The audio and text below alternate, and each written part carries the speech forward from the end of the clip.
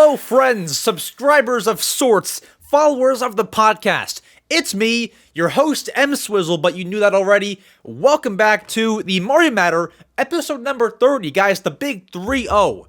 30% to 100. That's the big milestone. We're on our way. We're moving smoothly. We are advancing like a Game Boy Advance. Guys, things are happening. Welcome to the show. If you can see the video version, you might notice I'm wearing the exact same shirt as I am last episode. Are the episodes recorded in the exact same day? No, because you can't predict news. But the reason I'm wearing it again, I forgot to acknowledge it. So I went and got this shirt in New York City last November during the Pokemon and Splatoon Splatfest, right? I bought this. It's like the coolest shirt. And I don't wear it enough. There's Fue Coco on the back. I don't wear it enough. So I figured I would wear it last episode and show it off. And then I forgot to. I didn't say a word about it. So here it is again. I got Splatoon. Show off the slight flex of a muscle. I'm just kidding. But it says Splatoon on the left sleeve. Your right, my left. And then it has a Pokeball on the right. It's a cool shirt. I'm not trying to like show it off per se. But it's very cool. And I thought it was very festive. So I didn't want to talk about it. But anyway, episode 30. A lot of headlines today. 2 topics, I believe. Wait, I have 2, right? Yeah, I have 2. Yeah, today's a big, it's a big boy news day. But we do have headlines. We do have a lot of fun stuff to go through. And boy, am I excited. So, last time we talked during an intro, not reading news, we discussed my playing through of Metroid Prime Remastered on the Switch. And I'll have you know, oh boy, I didn't beat the game yet. I didn't beat it yet. I believe I am very close. So I started off playing the game. I believe this must have been 2 weeks ago. It was right after I beat Pokemon X, so it might be, I believe it was 2. About 2 weeks ago, and I started playing it, and let me be honest, guys. For me, at least, the game is so confusing. I don't know, like, there's so much backtracking, so many hidden things. Like, I'm finding energy tanks. So I've been following an IGN walkthrough of the game. I'm finding, like, energy tanks and things that, like, if I was not using a guide to play the game, I would have never found these things. Like, you would have never found these items that they're showing you. Like, break this wall. I would have never known. You know, like, some of the things in this game are so hard to find that, like, thank gosh I'm using a walkthrough. I need it so bad. And, it's not a bad game, though. It's fun. I don't know if it's my kind of game. Guys, if you know anything about me, my kind of game are the games that you hate the most. For example, Chibi Robo Ziplash. For example, maybe Wii Party U. Honestly, you know what? Wii Party U isn't that bad. But for just to put it out there, I like a lot of games that people hate. Rather, Animal Crossing Amiibo Festival. I love that game. Mainly because I love Animal Crossing. If you're kind of like an average Animal Crossing fan, you probably wouldn't love it, but I love it a lot. But yeah, I like games that people don't like. And for Metroid, I'm not sure if it's the right series for me. Like, I don't see a way in the world that this series becomes my favorite series. I don't see that happening. It's just confusing. There's backtracking. Now, I have only ever played Metroid Prime. I've not even beaten the game yet, so I can't really say it's good or bad or my favorite.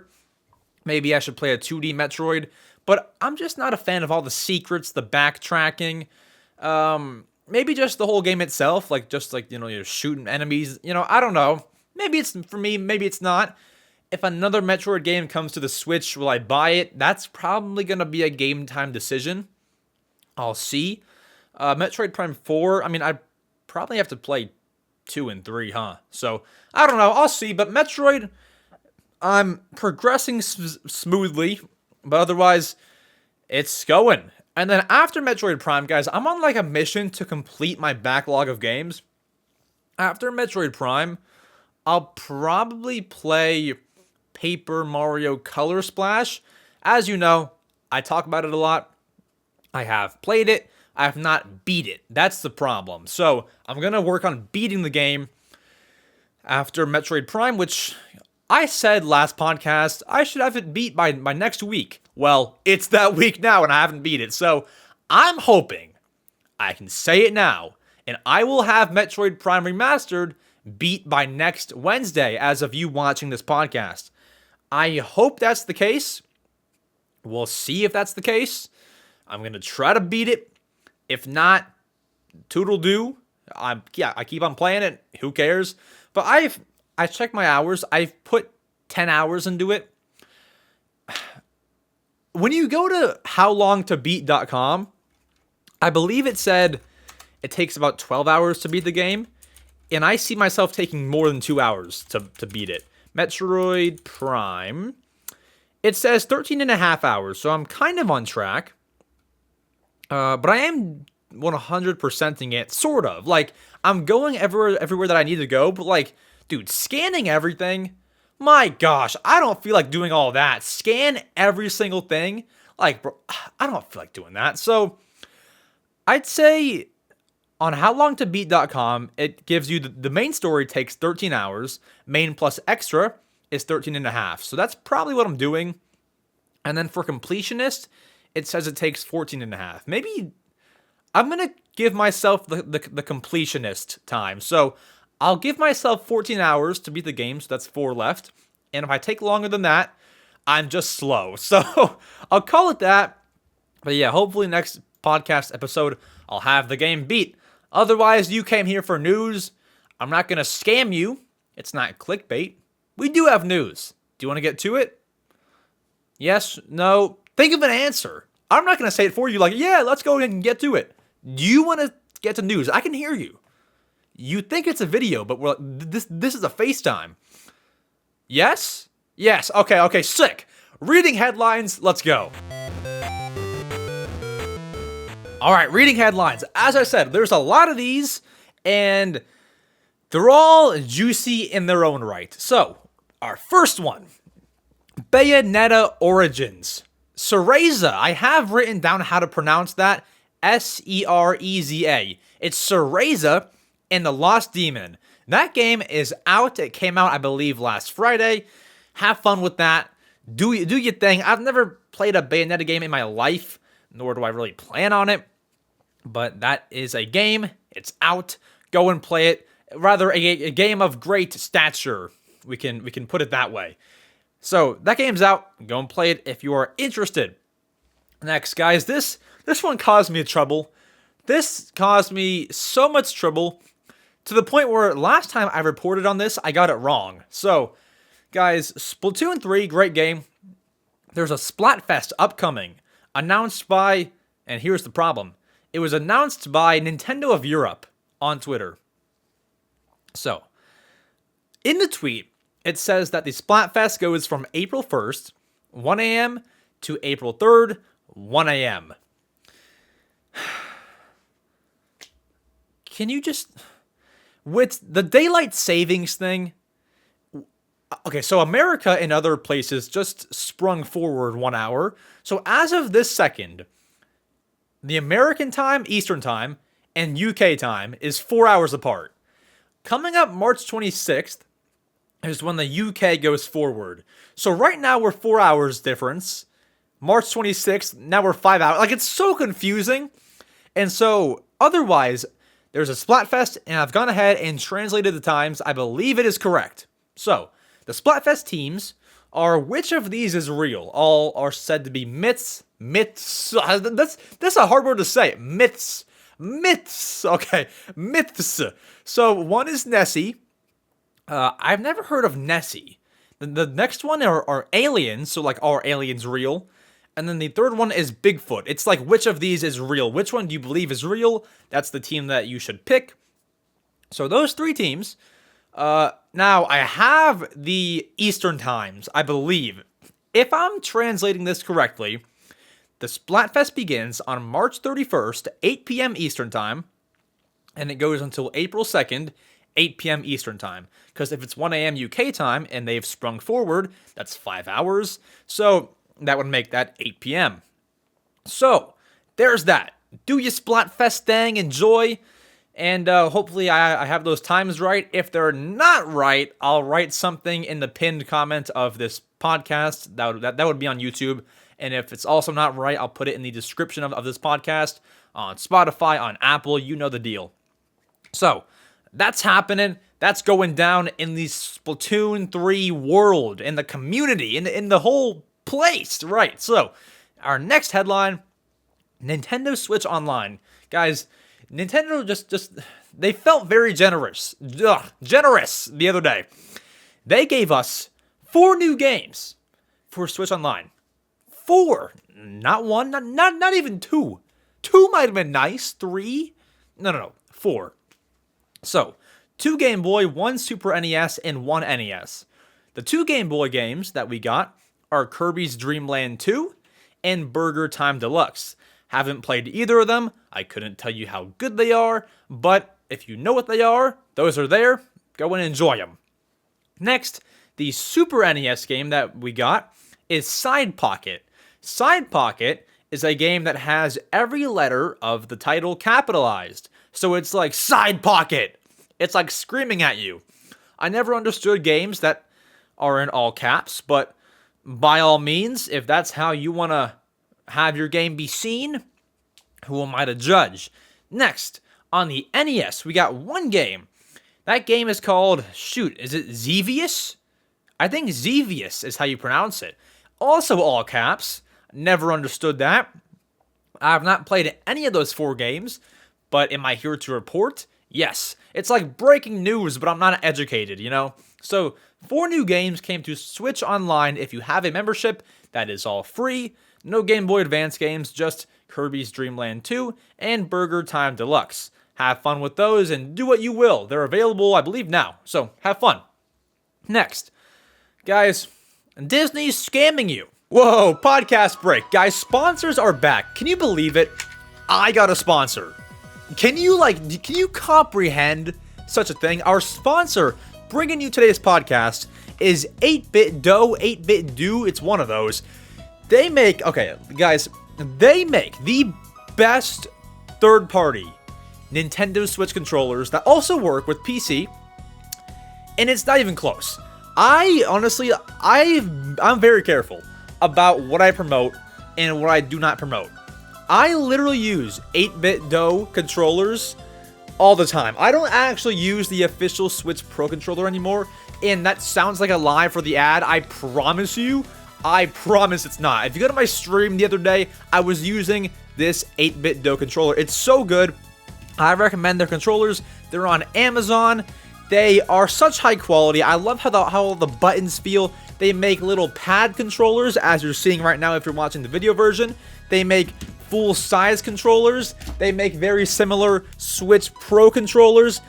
These are the controllers that you need. So if you are in need of a Pro controller, maybe your Switch Pro controller is breaking, you need to get one from 8-Bit Dough, whether it be these simple pads for maybe a second player, player number 2, or you get the full-size one for yourself to play some Metroid or some Mario or whatever game you want. And you can use it on PC. They're phenomenal. Go check it out. The link is in the description. I have no code for you, but they're the best. So go and check them out. Link in description of the podcast, and let's get back to talking about the juicy Nintendo topics. I'll see ya. We discussed this in a podcast, I believe, it might even be like 8 episodes ago. We discussed Disney Dreamlight Valley, a free-to-play Disney game, or is going to be free-to-play, rather. A Disney game that is out right now for $30. I haven't played it because I've not fallen for the scam. It's $30. It's very similar to Animal Crossing. And this whole thing, okay, so as I said, Disney Dreamlight Valley is going to be a free-to-play game according to Disney. And right now they're charging you $30 and beyond to play the game. What they're doing is this is early access, but they don't advertise that too much. So it's early access. It's kind of like if Nintendo were to have the next Donkey Kong game all made and ready, and then put out early access like a year in advance. So then if you paid, well, Donkey Kong, so if there was if there was a Donkey Kong game, it would cost $60. Say they charged you $90 for early access. That's kind of what Disney's doing. They're charging you money to play the game early. Little do you know, because it's barely even advertised, it's going to be free to play. They're scamming you. Anyways, I bring this up because their next game that I actually might pay for because I'm pretty interested in it, their next game, Disney Speedstorm, releasing on April 18th, is running under the same model, $30, but it's going to be free to play in due time. Like, is it even worth it to pay for early access to a game that you know is going to be free? We saw it happen with Fall Guys. People have paid for that game. Little did they know it became free. But I don't believe Fall Guys said it was going to be free. But thankfully, you get rewards in the game if you bought Fall Guys before it became free. Now, I'm not going to say that Disney is all bad. Obviously, what they're doing is right, and it makes sense. I just believe that the fact that the game is early access needs to be a little bit better advertised. Now, I'm not saying it's all hidden. You don't have to go through, I don't know, 4 brick walls to find it. But it just needs to say it very, very clearly that it is early access. Because I did not know that Disney Dreamlight Valley was early access until I had to dig. I don't know. So, Disney Speedstorm, I'm not going to rip them off. They do give you extra content. It's kind of like if you were to buy a special edition. I believe it's called the Founders Edition, where if you buy the game for $30, you essentially get items in the game that you will not get if you just play it free to play. So they are giving you things for your $30. I just wish that, once again, the fact that it's early access and that the game will be free to play was better advertised. But once again, they do give you content for your money, so it's not a scam. But just beware, Disney Speedstorm releases April 18th, free to play some other time, maybe in like a year or so. I might actually buy it, but yeah, it's going to be free. So if you rather would want to hold off, if you'd rather hold off, I don't blame you. Now, the reason I bring that up is because I am interested in that game. And guys, racing games, that's basically Disney's Mario Kart, right? Racing games are speeding. Put it this way, they're speeding onto Nintendo Switch because we have one more. Lego is making a racing game, right? I believe it's going to be called Lego 2K. What's it? I don't even have the name of Lego 2K Drive. That's what the game is called. That game is a Lego racing game. It got leaked earlier this week and is now being rolled out. Do you see? Okay, so Lego is smart. When that Mario Day Switch bundle got leaked, what Nintendo should have done is they should have announced it right then and right there, so that there is not a whole lot of time between the leak and the official announcement. Same thing if that Tears of the Kingdom Switch OLED is real. They should have announced it right then and there. But here's the thing. That Lego game got leaked earlier this week. Lego announced, I believe yesterday, that they're going to have a presentation and an announcement on March 23rd to, I assume, announce this Lego racing game that got leaked. They've hinted at it in the teaser. They, referenced it. And I believe that the Lego racing game will be revealed this week on Thursday, March 23rd. They're announcing it. Now, I say that they're smart because, when your game gets leaked, you jump on it. You announce the game right then and there. If you're at a point where you're able to. If you're unfinished, then yeah, you can't really announce anything. But with the game that's finished, like the Mario Day bundle was finished, you announce it right then and there. It just adds to the hype. So Lego is smart, right? I don't blame them for announcing it this soon. But that'll happen quick. Guys, Lego racing game is most likely in the works. Look out for their announcement on Thursday, March 23rd. Next, the man, the myth, the legend behind the entire Zelda series, Eiji Aonuma. This man, what a legend. He spoke. Groundbreaking news. He spoke. But he said, there's a quote from him about Tears of the Kingdom where he mentioned it in a speech. He said, quote, in the sequel, Tears of the Kingdom. Now, hold on, pause. I believe this is a very, very rough translation from Japanese to English, so it sounds a bit weird, but here's the translated quote.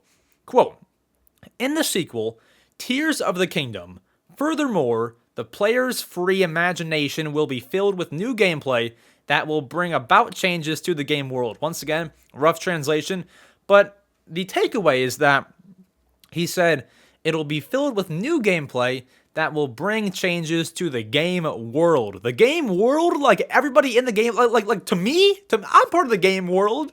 You know, I don't know. Unless he means, like, the in-game world, like Hyrule or whatever. You know, I don't know. But we can expect some crazy gameplay from Tears of the Kingdom. We are only less than 2 months out. I'm excited. So, you have that. Another headline of mine that I didn't write this down, but I just thought about it. The Mario movie, we are 2 weeks out. If you are in most regions, the movie releases on April 5th on a Wednesday. What is today? March 22nd on a Wednesday. So that would mean we are 2 weeks out. Get your tickets. For most theaters, they are on sale. If your theater has no Mario movie tickets on sale, I would be worried. I would call. I would find tickets. Don't make it deeper than that. I would get some tickets. So 2 weeks. I'm excited. I've got tickets for I believe an 11:30 showtime. That was the earliest I could get. It's either 11:30 or 12. Something like that. So I'm gonna watch the movie, then make the podcast later that day. All that kind of stuff. So our next headline, we have 2 more, is PAX East. PAX East is coming up this weekend, and Nintendo has said that they'll be present. Now, I don't think they'll be doing too much. We covered it last episode, but they are giving out Splatoon 3 and Tears of the Kingdom pin sets. So if we zoom into this image that is on the screen, and I'll describe it for the audio-only listeners, there are what seems to be 4 Splatoon pins in this one pin set. One of an Inkling, 2 of Squids, and another of an Inkling. Is it an Inkling? Octoling? It's one of those things. The characters, rather. 2 character pins and 2 Squids. And then for the Tears of the Kingdom one, it appears to be one Link pin in a similar statue of what the Link amiibo looks like.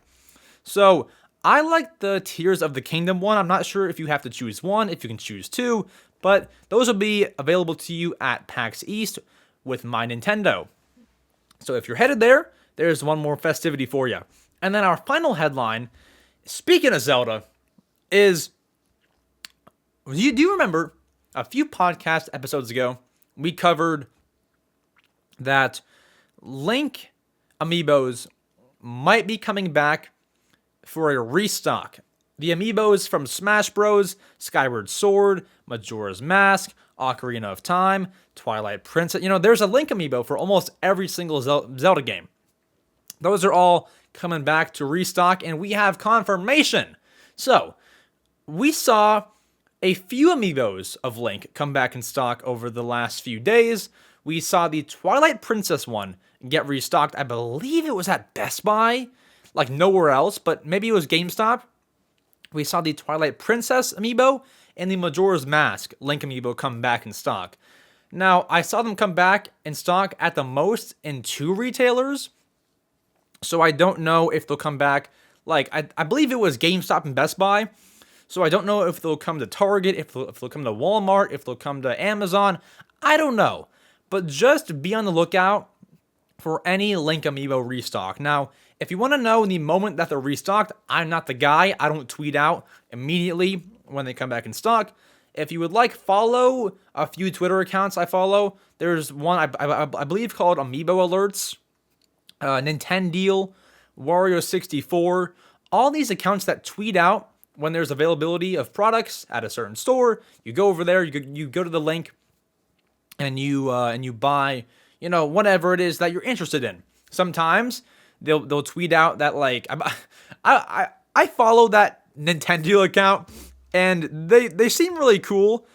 Obviously these accounts are run off of affiliate links for them to make money, which is obviously fair.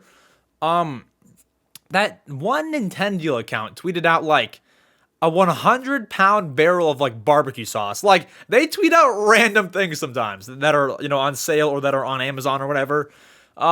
It's funny. You will have a laugh at some points, but they tweet out discounts.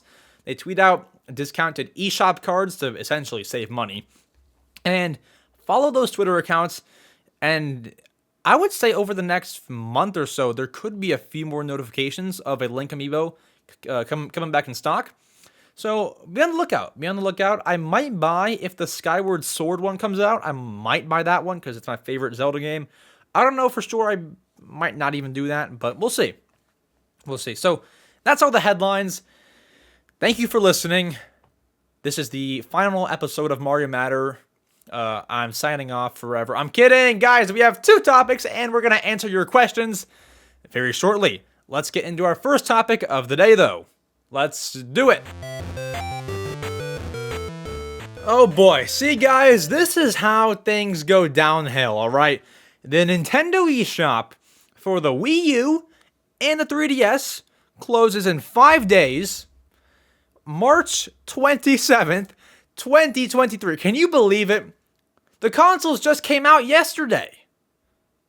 Yesterday, as in like 10 years ago. But guys, this is bad. This is real bad, right? Unless you essentially commit a crime, which I encourage nobody to do, you can't play these digital games again. Now, I'm not going to tell you, buy this game, buy that game, a game that you might not even like. I can't recommend you a game to buy before the shops close because I have never actually bought many games digitally, and if I have, they were all mainstream. Like on my 3DS, I have Donkey Kong Country Returns, I've got Miitopia, Pokemon Rumble Blast, but that's free, Pokemon something, shoot, one of the free Pokemon games. On the Wii U, I have Yoshi's Story N64, I have the Lego Movie, and I have mainstream, digital games, so I can't really tell you what to buy and what not to buy. But what I would go ahead and do right now if you have a 3DS or a Wii U is to download any free software that you want, because obviously you don't need money to buy those, and after the shop is gone, you can't get any free things anymore. So I would at least register it as downloaded, because, okay, so let's say there's a free game on the 3DS, and say it's Pokemon Picross, and I don't have it yet, but it's free. What I want to do is just hit purchase on it. You don't have to download anything. Just hit purchase. So then if you want to play it in 5 years, you can do it because you essentially already purchased it. These shops will still be open for re-downloading things. So if you have it purchased, you can always download it. So at least go through and just buy all the free things. Once again, you do not have to download anything, but just purchase it so you have it always. Now, aside from that, it's just so sad to see these shops go down. And honestly, I thought it was going to be a little while until they had shut down. I thought if the Wii U came out, if it came out in 2012, I guess 11 years strong does make a whole lot of sense.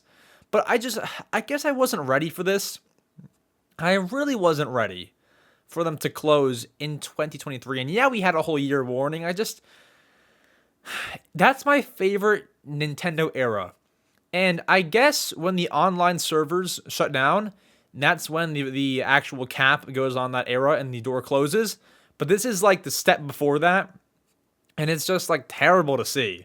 It's just terrible. Now, I do want to say this. If somebody knows the exact time that the shop closes, whether it be 12 a.m. Eastern time, 12 a.m. Pacific time, whatever time, please Instagram DM me, Discord DM me, let me know, comment down below, something. that tells me what time it closes. I may or may not have a video planned, and if you give me a credible answer with a source, I will credit you in the video. If I even make the video, if I even make it. I can't say the video idea, but you probably know you probably can figure it out. I want to know what the exact time it closes. Because, quote, beginning on March 27th, 2023, it'll no longer be possible to make purchases in the Nintendo eShop for the Wii U system and the 3DS family of systems. It's just a sad day. I thought this segment could kind of be like a little tribute to the eShop, because that's the last shop that has good music, or really any music. We all know that the Switch eShop has no music, but the Wii U and 3DS eShop music's absolute gold. I really want to encourage you, as your final warning before these shops close, just to go on your 3DS, and we can even do it right now. Let's go on the 2DS. Actually, no, because I think it makes me enter a password. Let's go on my other 2DS's eShop, and we can just enjoy the music for a little bit. It's like this is the last episode before the eShop closes, and I really want to give it a proper goodbye on this podcast, because we're going to miss it incredibly. This is like the last time I'm ever going to use it. And so I've already gone through and downloaded everything that I needed to download, which would mean all the free things, all the games that I guess I would want, which was not really anything. But like just the fact that it even had music. I mean, listen, have a listen.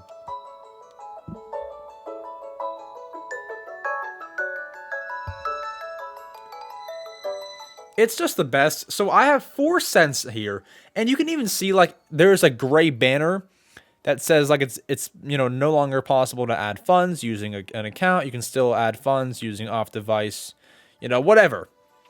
But on the eShop, you still have Kirby's Extra Epic Yarn, Mario and Luigi Bowser's Inside, games that came out after the Switch came out. But yeah, I just recommend you to go here, go to like games on sale. Or, what I had recommended people do is buy the games that are the most expensive physically. So, thank you for calling Super Mario Brothers Plumbing. It's me, Luigi. This Liquid IV is so good. Liquid IV is good. Hello. Camera's on, camera's rolling, guys. I'm here to tell you about our sponsor, Liquid IV. Guys, if you're not drinking Liquid IV, I'm sorry to say you've been missing out this entire time. Like, your existence on Earth, the whole time, you've been missing out. Liquid IV is great. You ever just come home after work? Oh man, dehydrated. I need some dehydrated. My boss didn't let me get any water. School water fountains are broken, guys. Liquid IV is a great hydrator. It's gonna hydrate you. It's gonna get you going. I promise you, this is no lie. I don't ever lie about ads and stuff, because I don't ever want to do that. I just went and drank strawberry Liquid IV. Might be the best thing I've ever had in my life. Guys, Liquid IV is bringing you your electrolytes. 3 times the electrolytes of sports drinks.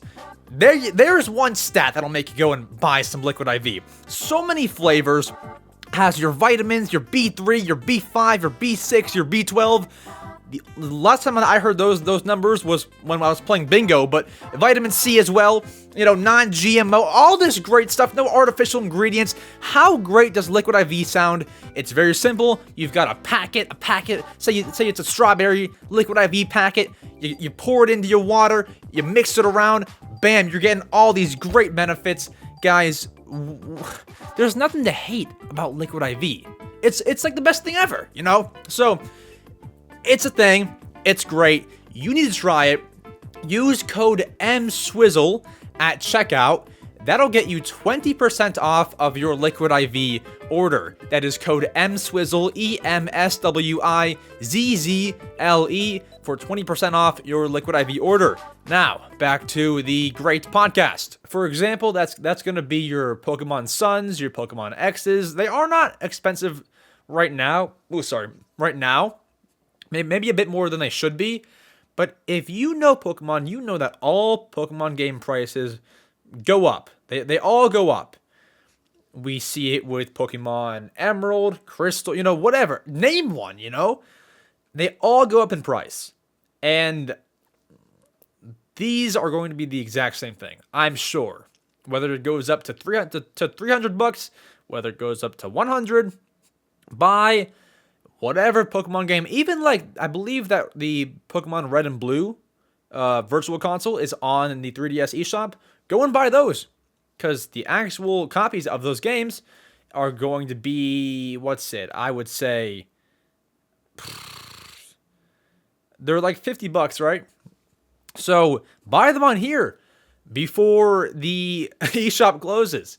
Although, my thing is, after the eShop closes and you can no longer buy Pokemon Red and Blue digitally, will they come over to the Switch Online Game Boy app? I don't know. Maybe it will, maybe it won't.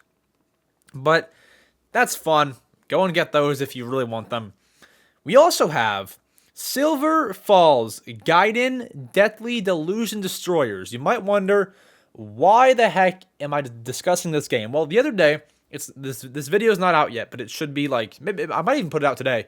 I made a video on the last game released for each Nintendo console, and the reason why I didn't post that part 2 right after the first part is because the 3DS is featured in that video, and I wanted to do the 3DS one as close to the closure of the eShop as possible. This game, Silver Falls Gaiden Deathly Delusion Destroyers, is what seems to be, I would hope, 5 days out, I would hope, the last game on the 3DS eShop. So, get this game if you want. It's the last one. You play it vertically, so you would hold it just how you're not supposed to hold a 3DS vertically, and you play. It's not bad. It doesn't seem bad. I can't say it's not bad. I haven't played it. But anyways, this whole segment, tribute to the 3DS eShop. I would say the Wii U one, but I can't really explore that on the podcast because it's a console. I have to turn it on. It's over there. Hard to explain. I can't really capture it and show everything. But, tribute to the eShop. I believe that you can even watch Nintendo Minute videos on the eShop, just because they're still there, and Nintendo doesn't care enough to remove those. So, I believe that you can still watch them on the eShop. It's just, I don't know, I just wasn't ready. I just really wasn't ready for these shops to close. And as you can see, I'm going to turn on the audio. You can hear, you can watch Kit and Krista, Nintendo Minute. Back to Nintendo Minute. So today we are doing a fun little exercise and seeing how... After this, dude, after that's gone, you can really no longer watch Nintendo Minute. Guys, things are... There comes a sad day with every console. Can you imagine the day? Honestly, I don't think anybody will be upset when the Switch eShop closes, simply because there's no music, it's boring, it's laggy, there's nothing to do other than buy games, which is how it should be. But for example, the 3DS eShop, you can watch Nintendo Minute, there's music, these kinds of things. I don't think anybody will have a complaint when the Switch eShop closes. But yeah, it's just, I don't know. It's sad. And yeah, as I've restated a few times, this segment is just a tribute to those shops. You may have been sitting here wondering, you may have been sitting here wondering what I'm even talking about. What's the point? This is a tribute to those shops. I don't know. I'm upset. I'm so upset, man. Why so soon? Only 11 years later, Anyways, I won't make this longer than it needs to be. This is the final episode before those shops close. R.I.P. Thank you for 11 years of fun scrolling on the eShop. listening to the game's download, you know, watching me downloading Donkey Kong Country Returns before I went to Disney World, watching it download. My dad bought it for me. Guys, come on. This is so great. That was like 2014, by the way. Such good days, man. You know, we can move on to the actual news. No, it's gone. All right, guys, I'll stop. Guys, we have rumor and discussion on the next Donkey Kong game. It's a big one. Let's talk about it. All right, yeah. I mean, that was like the first time that I really thought about the shops actually closing. Like, it's 5 days out. They're actually, it just really set in. But we aren't talking about that anymore. We're not discussing that no more. Guys, do you remember when we would always discuss the next Donkey Kong game? When will the next Donkey Kong game come out? Will it be 2D? Will it be 3D? What the heck is it going to be? Like, I could spin in my chair 5 times and I still wouldn't know the answer. Well, guys, you have to take the first part of this segment with not a grain of salt, maybe like a scoop, a grain of salt, as there is a rumor from God knows who. No, but you have to take it with a grain of salt. We have a rumor, and then the reason why it's even a segment, as it is a rumor, is because I want to discuss it. It's more than what you think, though, and it sounds convincing, like it sounds real, right? So, on a forum, there is a user named Professor Chops, and they have wrote this. Now, what I'm about to read to you is their rumor of what is going on with the Donkey Kong game. They seem to know something about what was happening with it. It has made the rounds on Nintendo news sites. That's how I found out. That's how I found out about this, and I think it's interesting. If true, which it very well could, because there's no reason for a Donkey Kong game to take this long. If true, it's big. So, without further ado, let's read this. The reason Donkey Kong has been on hiatus for so long isn't because Nintendo doesn't know what to do with DK. On the contrary, DK's big comeback game has been in development since at least 2016. Vicarious Visions, the developers of the Crash Bandicoot Insane Trilogy, were working on an open-world 3D Donkey Kong game following the release of Skylanders Superchargers, which lines up correctly. Miyamoto was contributing design ideas and loved what he saw, but for various reasons, the project was shelved and development shifted over to EPD Tokyo, that just means it's being made by Nintendo. EPD is their little development part of the company, and it just means Nintendo is making the game. So it shifted over in 2018, sometime after the release of Super Mario Odyssey. Now, this is where the confusion stems from. Everybody assumes that this new Donkey Kong game is going to be a 2D platformer, and it very well could be, due to job listings and because they refuse to entertain the thought of Nintendo investing the resources into an ambitious DK game when they could just make a new 3D Mario instead.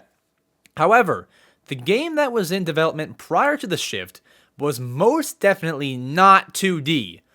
Other than a few minor details, such as Pauline being a playable character, which is nuts, this is all I know about the canceled DK project.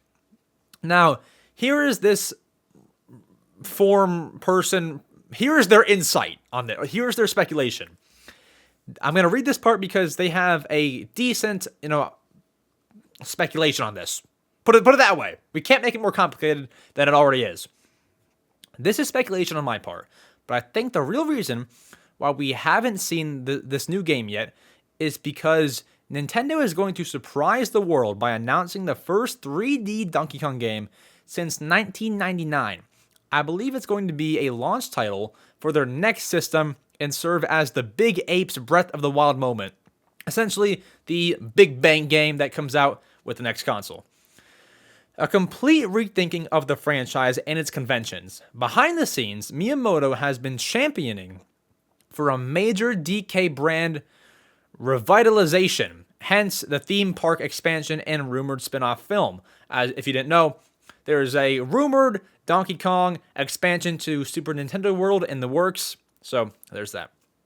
Quote, he wants DK to be an A-tier franchise again, and he was reportedly behind the push to bring the franchise, quote-unquote, home and develop it internally.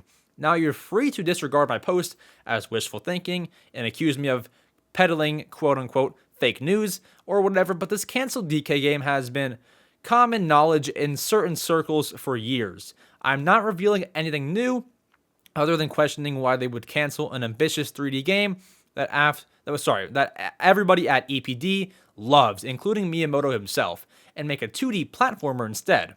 However, no matter what genre this new game is, I am confident that Nintendo has DK's best interests at heart, and it won't be much longer before we hear about it. So essentially, if you have no clue what I just read, essentially, the next Donkey Kong game was being made by Vicarious Visions, essentially Activision. And they were making it. Miyamoto liked what he was seeing. He thought it was great. And then at some point, it switched over to Nintendo making the DK game. And it was said to be a 3D game that was being made at Activision before it was switched. As this forum writer, Professor Chomps, mentioned, Vicarious Visions, the developers of the Crash Bandicoot and Insane Trilogy game, that game is 3D. And so they would be probably making a 3D Donkey Kong game. And as you know, Vicarious Visions makes a lot of 3D games. So you have that. And so now that it's in Nintendo's hands, we could still see a 3D game, but it's probably going to be a 2D platformer. As you know, Donkey Kong games to be. I can't talk today, right? So, as you know, Donkey Kong games, 2D, I have no problem with that. I might not even want a 3D Donkey Kong game. I don't know. I probably wouldn't want it, but the reason why I read the rumors, because if true, it's news. It's pretty big news, if true. If it's not true, it's a rumor. Once again, take it with a grain of salt.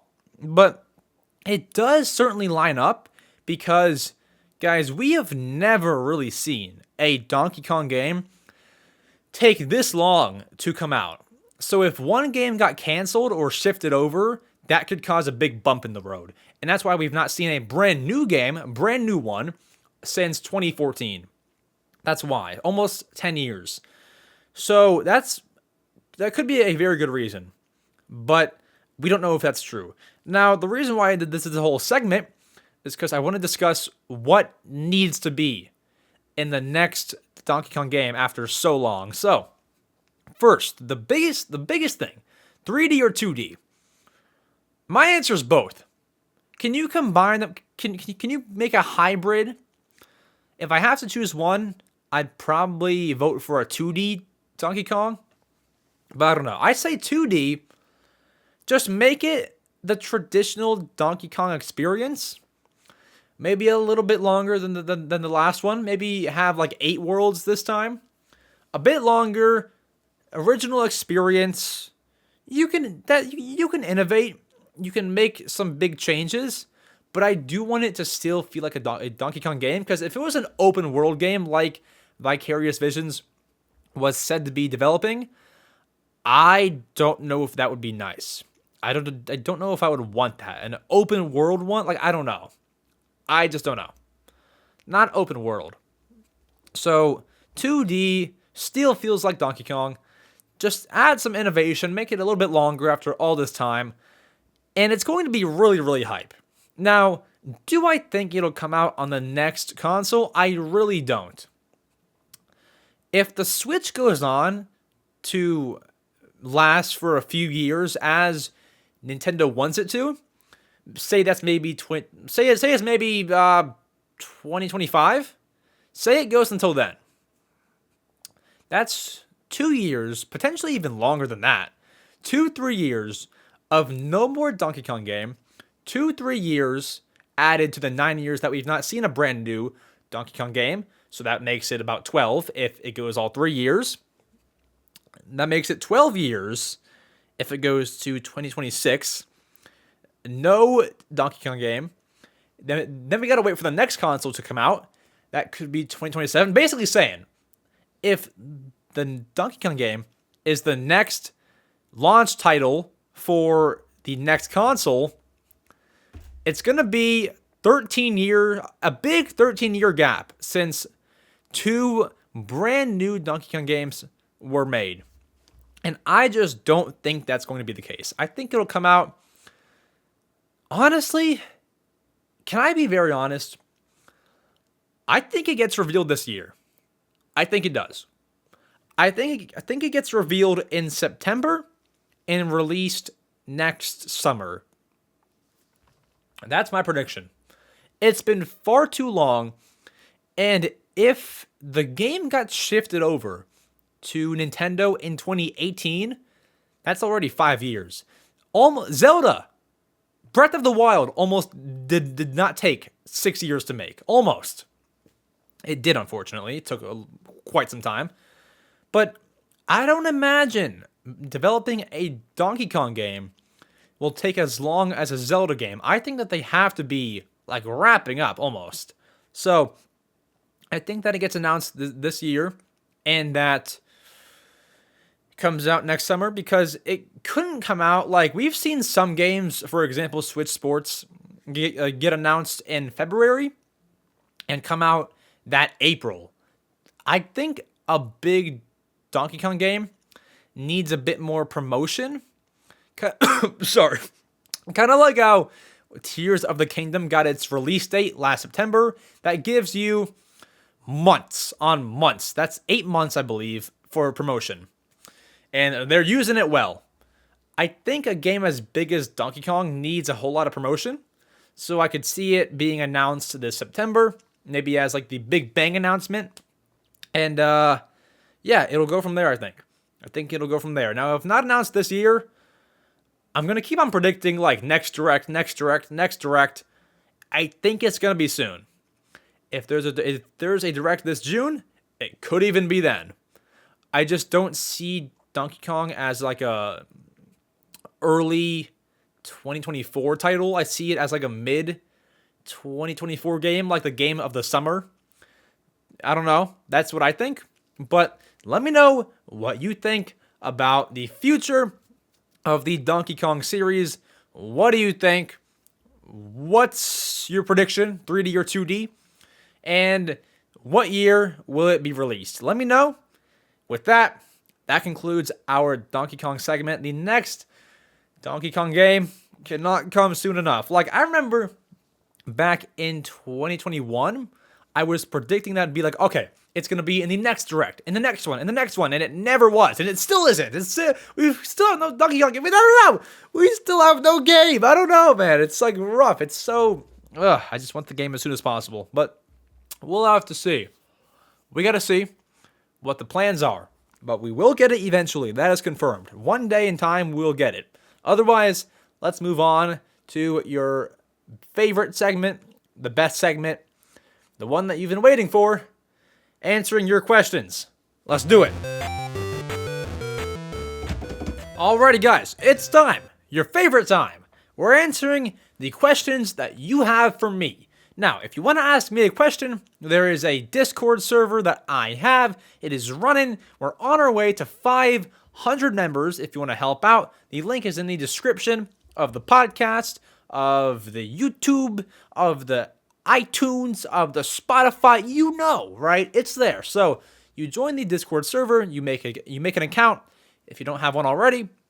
And you can go to the channel that is labeled Ask EmSwizzle. You put whatever question you want in that channel, and you ask away. You start asking, what's your favorite color? What's your favorite game? This kinds of stuff, right? So we have a lot today. We have a lot. So I'm not going to spend too much time on any one question. Do you know, like, when you take those exams in school and like they're reading you the rules, and they're like, do not spend too much time on any one question. Hit the blue next button when you have confirmed your answer. Like you know, I'm not gonna spend too much time on any one question.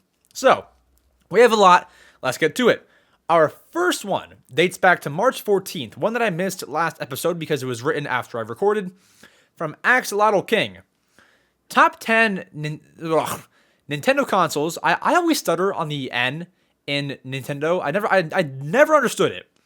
Top 10 Nintendo consoles. That might be a video already. I don't know. Top 10. How many even are there? Top 10. Okay. All Nintendo consoles. I'm going to include handhelds. A list of systems. All right, here we go. Top 10. Do I have to put them in? Okay. I'll put them in order. I'll put them in order just for you, Axolotl. So my favorite, let's go from 1 to 10. 1 is the Wii U. 2 is the 3DS. 3 is the Wii. 4 is the GameCube. 5 is the DS. 6 is the Switch. No, put the Switch above the DS. 7 is the Game Boy Advance. 8 is the SNES. Did I already say the Wii? If I didn't already say the Wii, then I just didn't count it because of the Wii U. 8 would be the just standard NES.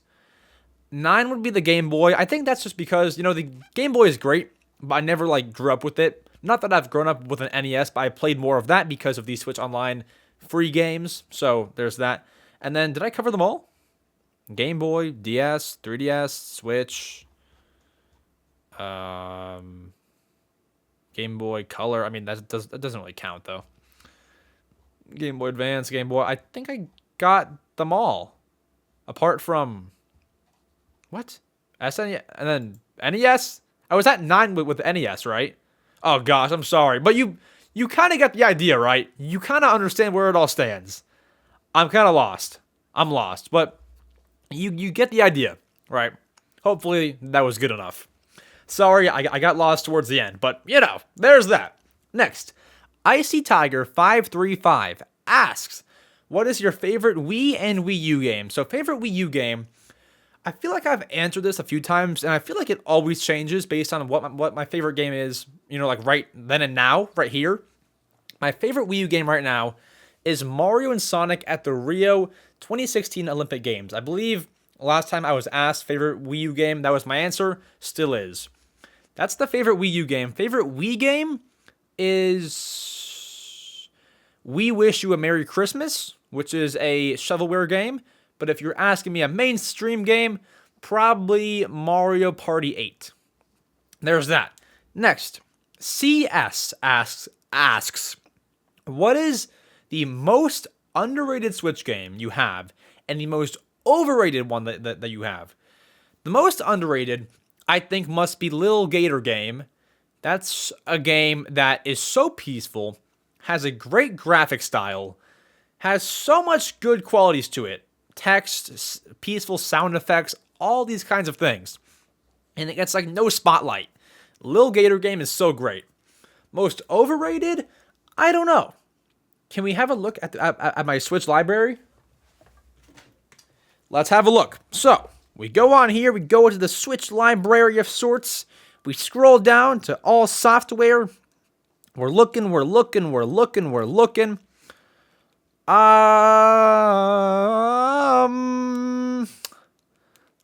I don't know. I feel like a lot of these games are not overrated. They're just kind of where they should be. If I had to give you an answer, I think Kirby's Dream Buffet gets a bit too much credit. I think Kirby's Dream Buffet is the answer. That game gets too much credit for how little that has entertained me. So, Kirby's Dream Buffet overrated. Lil Gator Game underrated. Next, Turtle asks, what will you do on the channel when the new Animal Crossing game comes out on the Switch? I assume that has to do with, like, I used to be an Animal Crossing New Horizons YouTuber. I assume that has to do with that. I probably nothing. I might make like a short or two, maybe a short on it. Maybe I don't know. When the next game for Animal Crossing comes out, because obviously it is my favorite series. I love Animal Crossing. I won't go back to being an Animal Crossing YouTuber, of course. Sorry, I'm stuttering. I won't go back to being an Animal Crossing YouTuber, but I probably, as I said, will make a short and then just kind of play it in my own time. Maybe I can talk about it on a podcast. I can talk about it on a stream with you guys. We can even maybe do an island tour on my stream while we're waiting for like a direct or something. But I don't plan on making any Animal Crossing content when the next game comes out. I'll just be playing it in the dark. And yeah, which is honestly gonna be fun because I used to do Animal Crossing streams, and I felt like I had to be entertaining. I had to do this, that, and do things that I didn't want to do on my island. Now, if I'm playing it in the dark, it's my game. I can do whatever I want. It doesn't matter. So that'll be fun, and I'm excited for it. Whenever that comes out, I'm ready. Next, SwangFrog04 asks, what is the hardest achievement you have beaten in a video game? The hardest achievement... So Switch has no achievements, obviously. Wii U, no. So it comes down to Xbox or PS4. I remember on Xbox, when I would play Just Dance, I would always unlock these achievements that gave you like a diamond on it, meaning it's rare, and it says like, 1.74% of people unlocked this. I don't remember what they were. I don't remember any achievements that I've ever unlocked, really. So my answer to you, Swang Frog, I don't remember very many, but there were some playing Just Dance 2020 that I unlocked that said that were said to be rare. I don't recall what they were. You know what? Just for you, Swang Frog, Xbox app. Let's see what they were. Just for you. Only for you. So we go to my profile. I have to sign in. Okay, maybe not. Okay, that's going to take some time. Okay, let's see if I can do it real quick. Sorry. I don't want to, take 27 years. Because now I'm curious. I'm not doing it. I mean, maybe it is just for you. If I can even... Do I even know my password? I think it's... Yeah, I can't... I don't even know my... Oh, hold on. Use my app. Okay, hold on. Guys, it's happening. We're going to find what achievement I unlocked on Just Dance 2020. Let's see. So my profile is loading. It's still loading. I will not give out my gamer tag or whatever just because I don't want to be added. Here we go. Achievements. Actually, I wonder if I've gotten any from UFC 4. I play UFC 4 a lot.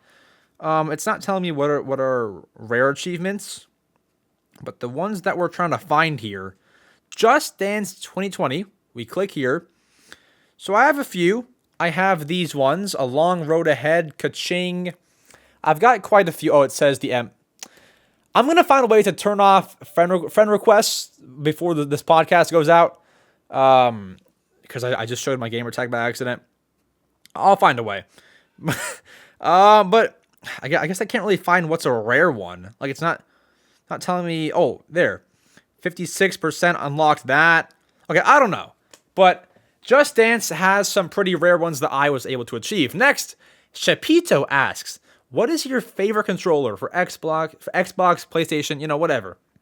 And how much do you enjoy doing Mario Matter? So my favorite controller is these 8-bit do ones that were sponsored earlier in the video. No, it's not my favorite. I do love these controllers though, but it's not this. It's actually the Wii U gamepad. I would go get it.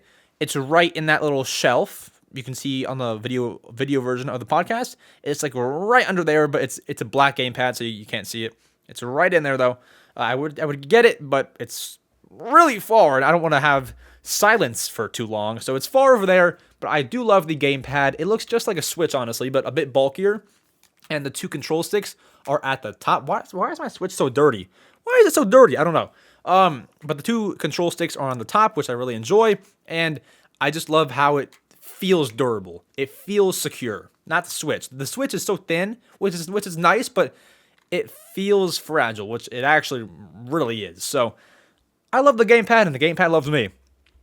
Next, Big Boss asks, best and worst Mario game. I always have to Google Mario games because, like, you know, if I was being interviewed, I could probably answer, but I don't want to forget one on the podcast where I have, like, time to actually think, you know? So we have Odyssey, Olympic Games. These are all Mario games that it's showing me. The best one, my favorite one, is going to be, not counting Mario and Sonic at the Rio Olympics, my answer to you is going to be, I think it's going to be, honestly, Super Mario 3D World. I had such great memories playing that on the Wii U. I got it in 2013, I think, for Christmas. I think that's right. And I just had so much fun with it. Great game. All right. Now, the worst one. Whew, okay, the worst Mario game. That's so hard. I mean, can we count Mario Tennis? I mean, it's kind of hard to count Mario Tennis without counting Mario and Sonic. Well, no, because Mario and Sonic is like a hybrid of a series. Mario Tennis Ultra Smash. That's the answer. Once again, I think I said that for an answer last episode, but I don't mean to hop on the bandwagon of disliking that game, but it just genuinely is not great. Like, there's not much to do. It's way worse than the previous Mario Tennis games, and even worse than Mario Tennis Aces. Yeah, it's just no good. There's that. Next, Isaac Day Stunts asks, what is the best Pokemon game for each console? For each console, that's gonna be a while to answer. Can I just answer my favorite Pokemon games? I can't go through each console. My favorite one for the 3DS, I can tell you, is Pokemon X. Favorite for the Switch is Pokemon Sword, actually. Sorry. I've not beaten Pokemon Violet, so I can't say it for sure. Pokemon Sword is my favorite for the Switch. I've not played the DS. Well, I have, but not fully. For Game Boy Advance, I love Leaf Green, although I think that's one of the only ones that you can play. Leaf Green, Pokemon X, Pokemon Violet. I can't go through each console, but those are my three favorites. Hopefully that's great enough. Next, Flame Asteroid Queen 4570 asks, what is the best or rare or shiny Pokemon to obtain in Pokemon Scarlet and Violet? Now, I've not even gotten a shiny Pokemon, so I'd have to Google that for you. Best shiny Pokemon in Pokemon Violet. I can't pronounce half of them. Quaxley is on there. I don't know. Sorry, I would love to answer this. I don't know the answer for it, you know? I don't know. Quaxley. Find Quaxley and then come and report back. I'm sorry, I can't answer the question. I have no clue. But Quaxley is a good one, according to GameRant.com. Cloth. I can't pronounce half of them, though. Glimora. You know, there's a few good shinies, but those are what the guides are telling me. So check those out. Next, Mr. Sharky asks, why is your logo for the Mario Matter you holding a PS4 controller? Wouldn't something like a GameCube or Pro Controller make more sense? Do we even own a Sony console? So, I thought I might get this question eventually. So, the reason why I appear to be holding a PS4 controller in the intro, in the channel banner for my channel, if you look closely, so I wanted this to be a hybrid of the controllers that I use, Xbox, Switch, and PlayStation. So, if you look closely, here is the Switch controller that I use for my Switch. It's got the two sticks here, D-pad, and buttons. So, that is represented by the two sticks where, you know, down next to each other at the bottom of the logo. So that is why the controller has the two sticks in the layout of a PS4 controller. For the PS4 element of it, you see the red light on the top, which kind of is It's a half Xbox, half Switch, half PS4. The top light, the red light, is for the PS4 part of it. The colorful buttons represent the Xbox part of it, as you can see on this Xbox controller. The buttons are colorful. That shows the Xbox element. It's half of every controller. So that's why it looks like a PS4 controller. I guess because the stick placement makes it seem like PS4, but it's not. Now, do you even own a Sony console? I do. I own a PS4, PS Vita, and the PlayStation Classic, the one that has like the 30 games loaded into it. I have those 3. So, next, Cat in Sync but in Spanish asks, have you always loved Animal Crossing? Ever since I laid a finger on the game, I have loved Animal Crossing. My first game was Animal Crossing New Leaf for the 3DS, which is now my favorite game of all time. I love that game. I just always loved how simple it was, and that there wasn't a goal, like there wasn't a constant goal, and you can't like truly beat the game. Like I guess to beat it, it means like get every item, but like truly, like there's no beating the game. It's a game that you can always check into, peaceful. It's just such the whole concept. When I like discovered it, was just the best thing ever. So played New Leaf, thought it was great. Then was obviously waiting for the next Animal Crossing game. I found out about New Leaf before the 2 spin-offs. I bought Happy Home Designer. I bought Amiibo Festival. I then bought New Horizons as I was so excited for it. So excited. And then I went and replayed. Actually, before New Horizons came out, I went and replayed the GameCube one. I went and replayed the City Folk for the Wii. You know, I never actually got around to playing the DS one, Wild World, until a little bit after New Horizons came out. A little bit after. But then I played it, and what do you know? Fun, jolly times. Other than that, I've always loved it, and I think I always will. I always will. Next, GD Columbia asks, what is your least favorite Nintendo franchise? Let's have a look. I think I know what it is, though. Actually, no, because I've never played that one that I was going to say, so I can't really call that my least favorite. So out of the franchises that I've played, my least favorite, I'm looking at a whole list right now because I'm going to forget some. It's so hard to say. I think, man, I don't know. I've not played Fire Emblem. Can I just say that as an excuse? I have no clue, you know? I don't know what to say. Can I say Fire Emblem? Because that could be like an easy way out. I've never played it, though, so that's kind of like, it doesn't really count. Can I say Nintendo Labo? That's my answer. Nintendo Labo, because it's great when you're building it and it's cool for the first 5 minutes until you have cardboard sitting in your closet and it'll never be used again. My answer to you is Nintendo Labo. That's the answer. Next, All That Nintendo Fan asks, do you have a dream Nintendo console concept? So, for the next console, I do. What I would want here, so here's the Switch. Imagine a Switch with bulkier Joy-Cons, similar to these Binbok Joy-Cons. These Joy-Cons, if you're watching the video only, or the video podcast, if you're not, it's just bulkier Joy-Cons that fit better in your hands. These ones fit really good in my hands. Bulky Joy-Cons, 2 screens, or at least 3DS and DS compatible. And that's really it. If it's going to be a Switch Deluxe or a Switch Pro, that's what I want. Now, if it's going to be totally different, like a PS5 or an Xbox, I don't care what it looks like. I don't care what it's called. Just power, and great third-party support. Great third-party. I don't want it to be portable, because then you might be taking power away from the console. I want it to be as strong as a PS5 or an Xbox Series, and handle all the games at maybe even 4K. I want it to be so powerful. Those are two concepts that I have.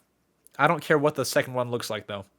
Next, Cactus Lord Gaming asks, what is your ranking for the Animal Crossing games from worst to best? So, okay, you know what? I don't have to Google all Animal Crossing games for this because I'm such a big fan. I know all of them.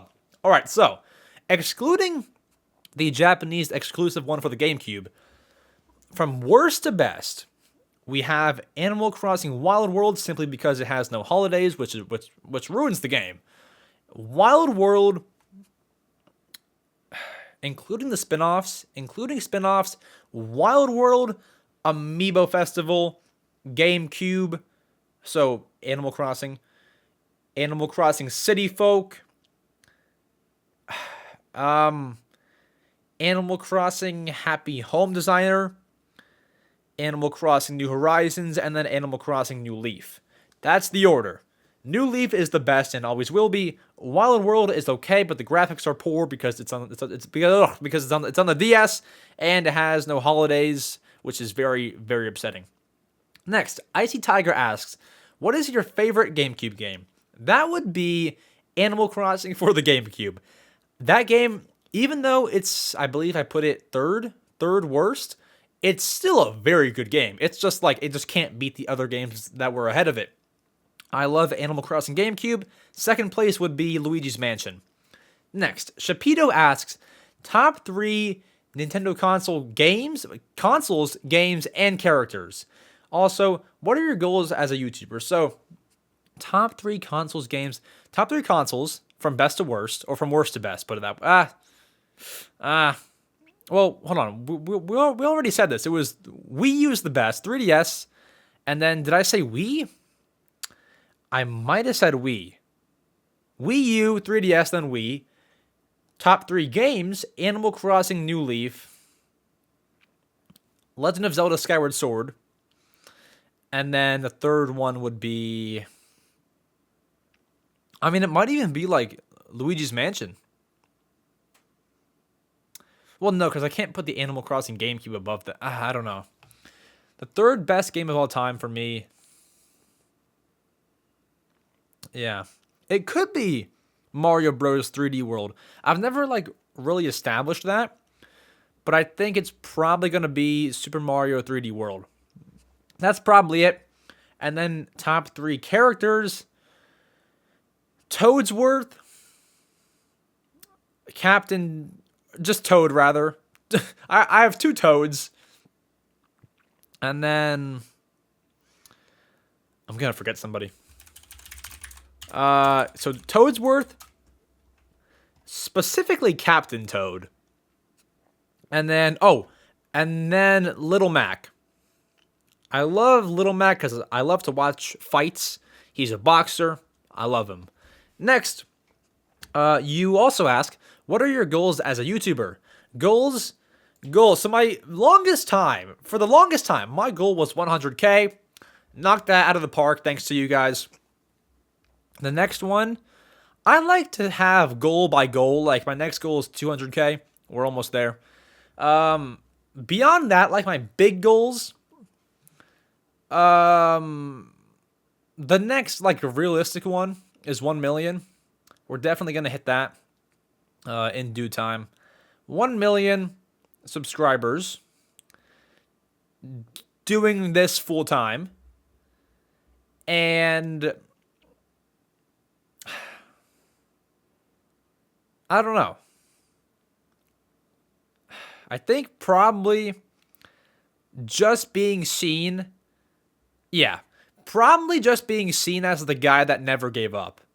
Like, the guy that never quit. Like, I've been posting 3 shorts for almost a year straight every single day. And not to, I'm not trying to, pat myself on the back. But it's I want to be kind of known. And I'm working for it. To be known as the guy that just kept on posting. And it makes you think, how does he do that? Because it takes hours every day to make those shorts.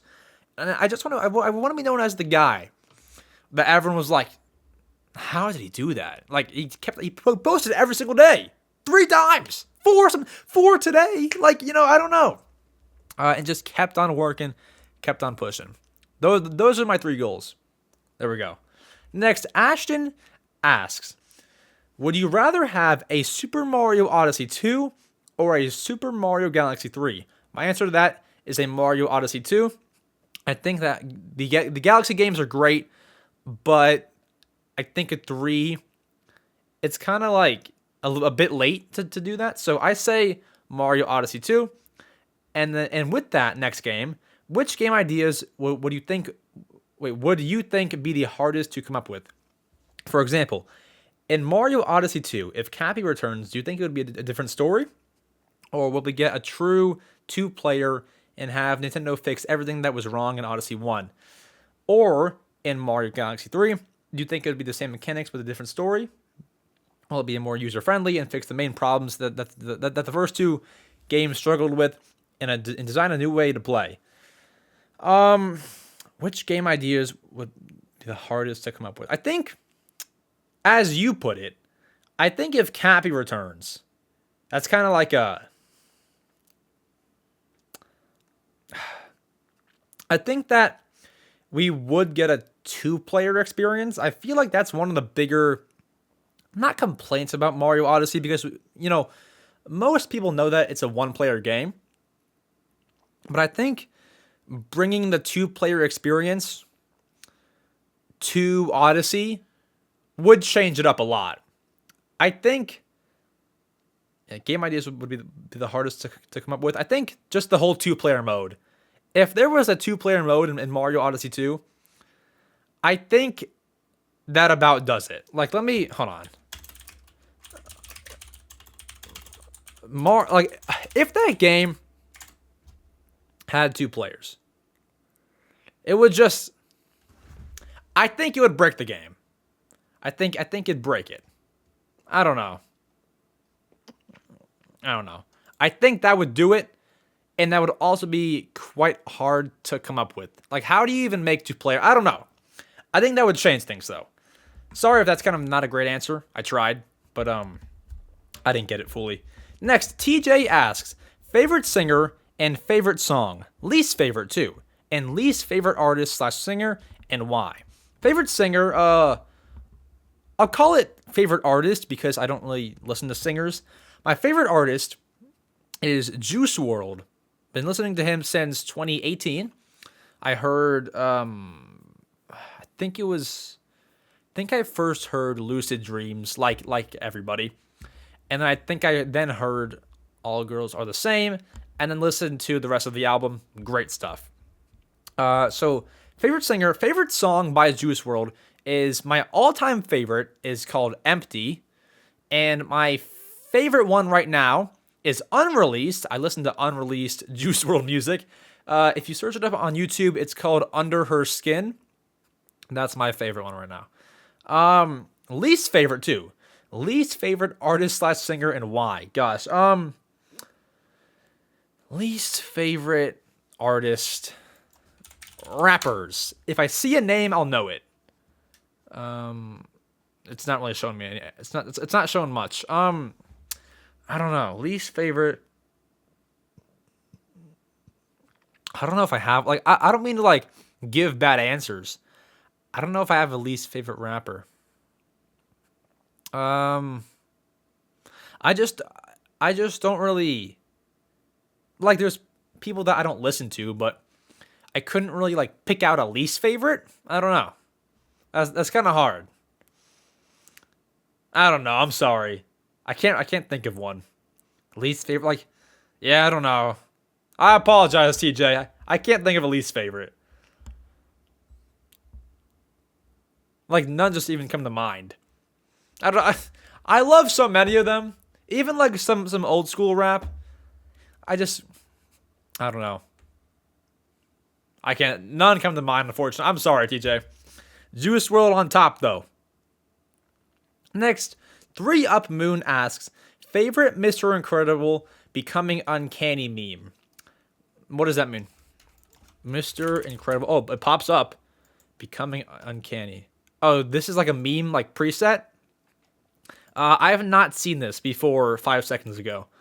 I don't think I have an answer. This seems to just be a meme that's going around, or has been, or just is a thing. I've never seen it before though, so I unfortunately cannot answer which one is my favorite. It looks funny though. What a gentleman, Mr. Incredible. I can't answer though. I don't know. Next, CS asks, if the next Nintendo console is not a Switch type, would you rather have it be a TV mode only or a handheld mode only? I'd probably rather have it be a TV mode only, just because that way it has more power. That way it feels more like a console, not a handheld, and I prefer consoles over handhelds, and I just wouldn't want it to be a handheld only because I like the big screen. I like the big screen, and like the 3DS was cool, but you also had a Wii U to fall back on if you wanted that full screen experience, and I would just rather have the full screen. Next, SP Dicey asks, favorite Metroid game? Favorite Metroid game? I've only ever played one, Metroid Prime Remastered, and I'm not finished with it yet. So, my answer probably has to be Metroid Prime Remastered. Next, Abraham asks, what's a video game that you really want to play, but is way too expensive due to being rare? Chibi Robo GameCube. That game, $200 or something like that. $200 for Chibi Robo GameCube. Complete, if it's complete in box, $265. $200 disc only. That's insane. I really want to play it, but I unfortunately do not own it. $700 factory sealed is crazy. All right. Anyways, Chibi Robo. I've always wanted to play it. Never have, though. Next, Babe Start the Hummer asks, scariest thing in a video game? Probably when the Mario 64 piano bites at you. That's probably the most the scariest thing I've ever seen. Next, what's your most wanted game for the Switch at this point? Favorite, or most wanted rather, I think it's probably, like, if I could have a dream game, I think it's an Animal Crossing New Leaf port. 3DS to the Switch. If they could make that, I think I would seriously cry. I think I would. And they like announce it in a direct with like some nostalgic New Leaf music. I mean, come on. I would cry. And then finally, what's the best video game story you've ever experienced? Sorry, finally, as in like, this person asked 3 questions. We have a few more after this. What's the best video game story you've ever experienced? Video game story, I think that is Skyward Sword. And that is kind of why Zelda Skyward Sword is my favorite game. Story was on point. It was on point. That's kind of why it is my second favorite game.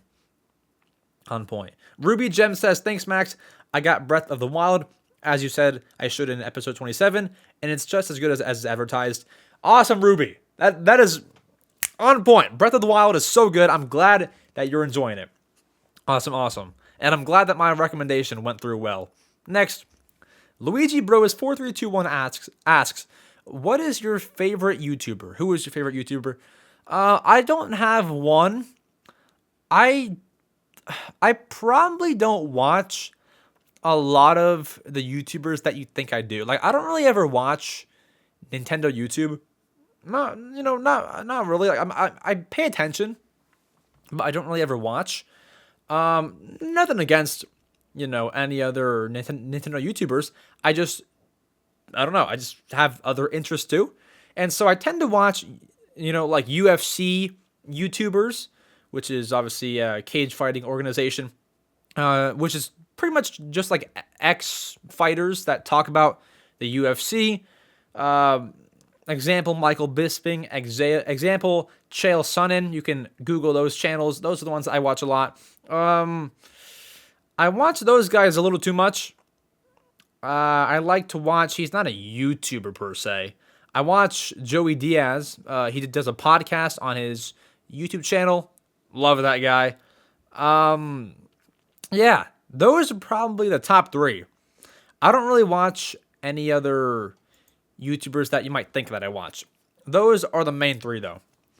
Next, Crazy Chalks asks, should I get Breath of the Wild on the Switch if I already have it on the Wii U? It's very glitchy and sometimes freezes. I'd say yes. I would say so. I'd say so just because it's such an upgrade from the 720p to the 1080 to the great Switch graphics. It's such an upgrade, and it won't be glitchy, shouldn't freeze, and you can take it anywhere. I think it's probably worth it. Probably. And you'll have it forever. Whereas the Wii U, these Wii U's are memory corrupting recently, whatever. They're not doing very well. They're not, their health status isn't very great, I say get it on the Switch. Next, Crazy Chalks also asks, which is your favorite ever console, including Game & Watch? Nintendo console. My favorite Nintendo console is the Wii U. Favorite, and probably always will be. I think it'll forever be my favorite. Next, second to last question. Gregory asks, what is the most overrated and underrated Mario game in your opinion? Oh, wait, did we already answer this? Overrated? I think we did favorite and least favorite. But overrated, though? Overrated. Honestly, no one get mad at me. Please. I think maybe I haven't played it enough. Maybe I've not played it enough, guys. I really was not a huge fan of Mario plus Rabbids, Kingdom Battle, or even Sparks of Hope. I'm not a big fan of that. I don't know. Maybe I have to replay it. But I can call that my overrated one. Underrated? Mario Sports Mix. That game never got enough love. It was made for the Wii, had hockey, basketball, volleyball, and dodgeball in it. It was a mix of 4 sports. I mean, not a mix, but a game that had 4 Mario sports in it. And it was criminally, and I mean, it still is, criminally underrated. Where did the love go? I don't know. But you have that.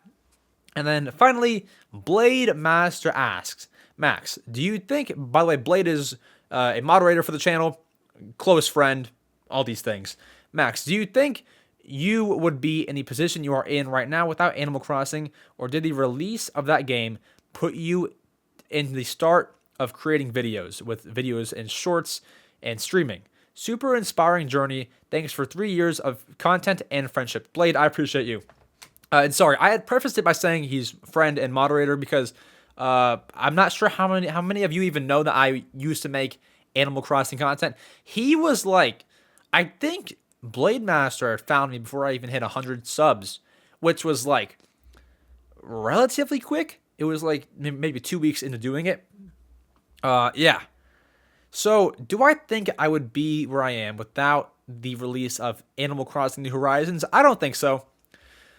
Because without that game, it was during lockdown.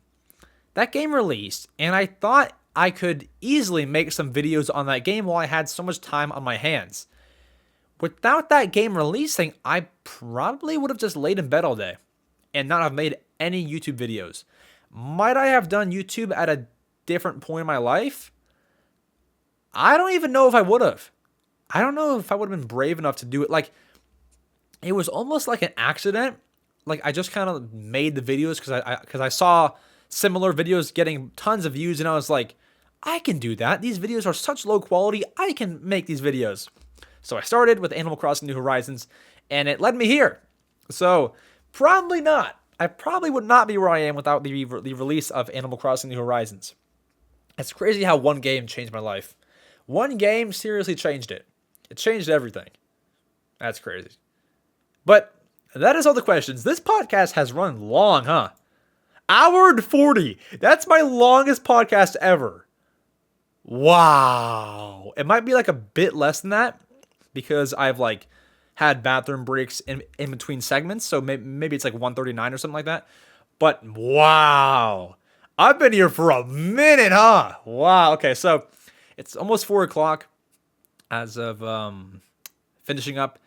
I'm going to eat some dinner soon. I'm going to edit the podcast. The good thing is I needed no cuts for this podcast. I stuttered, but guys, I have a stutter. It's not as severe as others, so I don't want to like, kind of say that I have it the worst. But that's kind of why I make frequent cuts in the podcast, because it's like really bad sometimes. Today it was all right. But sometimes it's way worse than other times. And that's kind of why I have to cut the podcast a lot. But it wasn't bad today. Thank gosh. And I'm working every single day, like, on ways to overcome it and totally just get rid of it. Hopefully it'll be gone with time. I think with time it goes away, but we'll see. We'll see. It's kind of hard to be a stuttering podcaster, but you might not even notice. I mean, I don't know. Maybe you think it's just normal human vocal trip ups. I don't know. Whatever. But that is it for the Mario Matter episode 30. I almost said 40 because it's an hour and 40. I had the number 40 in my head for too long. Episode 30. Thank you all so much for watching, listening, subscribing, following, giving this podcast a positive rating on Spotify or on Apple. I really appreciate you all so much. Let's go ahead and give a shout out to our YouTube channel members. If you want to become a channel member, the link is in the description of the podcast, of the YouTube description, all these places. Thank you to It's Kate, Carter Crossing, Pal EX, Hippo1273, Abraham Belts, Alonzo, Jeremy Rivera, Heisenberg TSG, and Hyperdude, all for being a channel member for just $1.99 every single month. You can get crazy cool perks. Do you know what said perks might just include? Do you even know? Guys, you can use custom emojis in my comment section. You have a cool badge next to your name. If you're a member for long enough, you can have a Funky Kong badge next to your name. You get shoutouts at the end of videos, except for shorts. Unreleased YouTube shorts and videos of mine. I posted an unreleased short that I'd never made public to my members the other day. And you even get access to some of my recording sessions while I make YouTube shorts. So all for $2 a month. You get all this content. If you're loving you some EmSwizzle, I don't get why you wouldn't. But anyways, that is it. I love you all so much. I will try to beat Metroid Prime Remastered by the next episode, but that'll be in the hands of whether I have enough time and whether I am smart enough. Anyways, that is all. I love you all so much. I'll see you all in the next podcast and in these following YouTube shorts. I'll see you all then. Take care. Don't trip. Don't jump over fences. Go and high five somebody right now. And I'll see you all next Wednesday. Adios.